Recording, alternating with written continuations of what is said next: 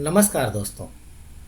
आज मैं आपको सुनाने जा रहा हूँ उस कलाकार की कहानी जो हीरो नहीं था, फिल्म का मुख्य किरदार भी नहीं था, लेकिन जैसे ही पर्दे पर आता सिनेमा घर में बैठे हुए हर चेहरे पर मुस्कान खिल जाती।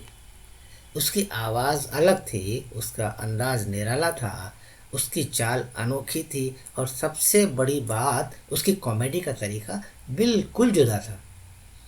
वो शराबी का किरदार निभाता था, हाथ में बोतल लिए लड़खड़ाता था, लेकिन असल जिंदगी में उसने शराब को कभी छुआ तक नहीं। दोस्तों, यह कहानी है उस इंसान की जिसने गरीबी देखी, परिवार की जिम्मेदारियां उठाई, बस कंडक्टर की नौकरी करी, सड़क पर छोटी मोटी चीज़ें बेचकर गुजारा किया और फिर अपनी कला के दम पर हिंदी सिनेमा में ऐसा नाम बनाया कि उसका असली नाम ही पीछे छूट गया। लोग उसे उसके किरदारों से नहीं बल्कि उस नाम से जानने लगे जो नाम बदल कर गुरुदत्त साहब ने रखा था, और वह नाम था जॉनी वॉकर। 11 नवंबर 1920 को इंदौर में जन्मे बदरुद्दीन जमालुद्दीन काजी यानी जॉनी वॉकर का बचपन आसान नहीं था। उनके पिता कपड़ा मिल में काम करते थे, लेकिन मिल बंद होने पर परिवार मुंबई आ गया। परिवार का आकार बड़ा था, 12-15 बच्चों वाला परिवार था, आर्थिक कठिनाइयाँ बहुत थीं। उन्हें बचपन से ही फिल्मों का शौक था और नूर मोहम्मद चार्ली जैसे कॉमेडियन को आदर्श मानते थे।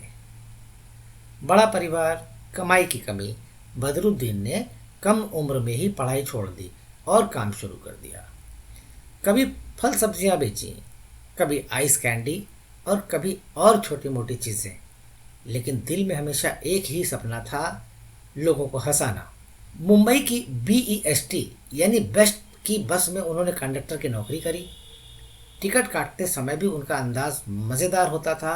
वो यात्रियों की नकल करते थे, मजाहिया बातें करते थे और लोगों को हंसाते हंसाते सफ़र कराते थे, जिससे कि लोगों को उनका सफ़र याद रहता था।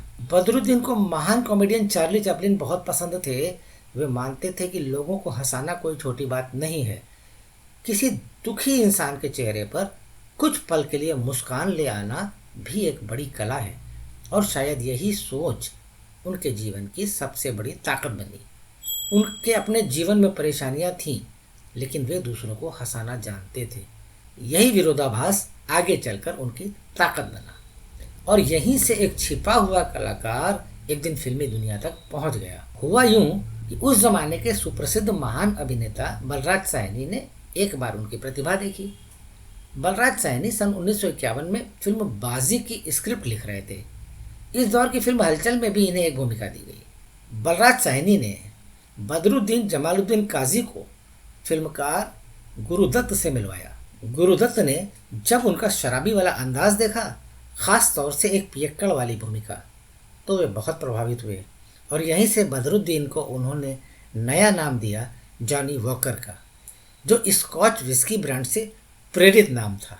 विडंबना यह है कि ये पर्दे पर शराबी दिखते थे, लेकिन असल जिंदगी में पूरी तरह संयमी व्यक्ति थे, शराब को छूते तक नहीं थे। सन 1951 की शुरुआत बाजी फिल्म से हुई, फिर CID, आर पार, प्यासा, कागज़ के फूल, नया दौर, मधुमती, मुगले आजम जैसी फिल्मों में उन्होंने अपनी पहचान बनाई। आगे चलकर इन्होंने तरह तरह की भूमिकाएं की, लेकिन उसमें कॉमेडी का पुट हमेशा होता था और उस जमाने के नायक के बराबर कॉमेडियंस को भी सम्मान मिलता था। CID फिल्म का गीत यह है बॉम्बे मेरी जान और सर जो तेरा चकराए आज भी उनकी कला की मिसाल है। गुरुदत्त की कुछ फिल्मों की यादगार भूमिकाएं, जैसे 1956 में आई CID, उसमें मास्टर पिक पॉकेट, 1957 में आई प्यासा, उसमें अब्दुल सत्तार मसाज करने वाला दोस्त, 1959 में आई कागज़ के फूल, उसमें रॉकी। ये किरदार तो आपको याद ही होंगे। गुरुदत्त के साथ उनकी दोस्ती बहुत गहरी थी, लेकिन साल 1964 में गुरुदत्त की असमय मृत्यु ने उन्हें भीतर तक झकझोर दिया। गुरुदत्त के निधन के बाद जॉनी वॉकर का कैरियर डगमगा गया, लेकिन सन 1964 से इनके फिल्मी कैरियर में एक नया मोड़ आया, जब जॉनी वॉकर डायरेक्टर विमल रॉय और विजय आनंद से मिले, और इन दोनों फिल्मकार निर्देशकों ने इन्हें बहुत ही गोल्डन चांस दिए।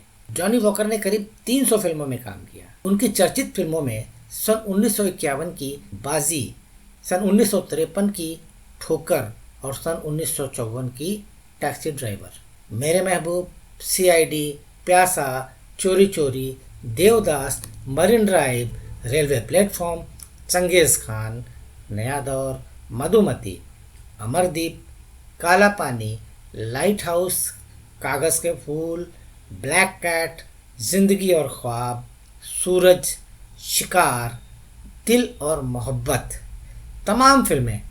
और उनकी आखिरी फिल्म 1997 में कमल हसन के साथ आई थी, चाची 420। इन फिल्मों में कॉमेडी के साथ साथ चरित्र अभिनेता के रूप में भी इन्होंने कार्य किया। इनकी कॉमेडी साफ सुथरी थी, कभी अश्लील या ज़्यादा शोरगुल वाली नहीं, सिर्फ इंसानियत, दिल छू लेने वाली और हंसाने वाली। जॉनी वॉकर को कई अवार्ड भी मिले। Film fair supporting actor award film Madhumati में विशेष भूमिका के लिए, film fair best comedian award शिकार फिल्म की भूमिका के लिए। साल 1955 में अपने ज़माने की सुप्रसिद्ध अभिनेत्री शकीला की बहन नूरजहां से इनका विवाह हुआ था। इनके 3 बेटे और 3 बेटियां हुईं। 1980 के बाद बदलते दौर में कॉमेडी का अंदाज बदल गया, पर जॉनी वॉकर ने कभी अपनी गरिमा नहीं छोड़ी। उन्होंने कभी भद्दे या अश्लील हास्य को अपनाया नहीं, इसलिए धीरे धीरे फिल्मों से वो दूर होते चले गए। फिल्मों से दूरी बनाने के बाद उन्होंने रत्नों के कारोबार में भी हाथ आजमाया। जॉनी वॉकर का निधन 29 जुलाई 2003 में 82 वर्ष की उम्र में मुंबई में हुआ था। भारतीय हिंदी सिनेमा के लोकप्रिय कॉमेडियन के रूप में जॉनी वॉकर हमेशा याद किए जाएंगे। बिना पिए पीने वाले की भूमिका इतनी सुंदर यह पर्दे पर निभाते थे कि उनकी छवि को देखकर लोग मुग्ध हो जाते थे। दर्शक हंसते हंसते लोटपोट हो जाते थे। इनका बहुत ही आकर्षक चेहरा था, उस पर पेंसिल की तरह पतली पतली इनकी मूछें, जिन्हें देखते ही हंसी आ जाए। जॉनी वॉकर को उनकी भूमिकाओं के लिए हम हमेशा याद रखेंगे। उन्होंने सिने जगत के रुपहले पर्दे पर जो जीवंत अभिनय किया है और हमारे दिलों में जो छाप छोड़ी है, उसे हम कभी नहीं भूल सकते। जॉनी वॉकर की कहानी हमें सिखाती है कि संघर्ष से डरना नहीं चाहिए। प्रतिभा कहीं भी चमक सकती है। बस कंडक्टर से लेकर फिल्मी स्टार तक का सफ़र उन्होंने किया। सच्ची कला वही है जो इंसानियत और सम्मान बनाए रखे। दोस्तों, आज का ये कार्यक्रम केंद्रित था कॉमेडियन अभिनेता जॉनी वॉकर पर। आपको हमारी यह प्रस्तुति कैसी लगी? यदि आपको ऐसे ही महान कलाकारों की प्रेरणादायक जीवनियाँ पसंद आती हैं तो ज़रूर बताएं। वीडियो को लाइक करें, दोस्तों के साथ शेयर करें और चैनल को सब्सक्राइब करना बिल्कुल ना भूलें। साथ ही नोटिफिकेशन पाने के लिए बेल आइकन को भी ज़रूर दबाएं, ताकि हमारे आने वाले सभी नए वीडियो सबसे पहले आप तक पहुँचें। आपका प्यार और सहयोग हमें ऐसे ही बेहतरीन कंटेंट लाने के लिए प्रेरित करता है। फिर मिलेंगे एक और महान शख्सियत की अनकही और प्रेरणादायक कहानी के साथ। धन्यवाद।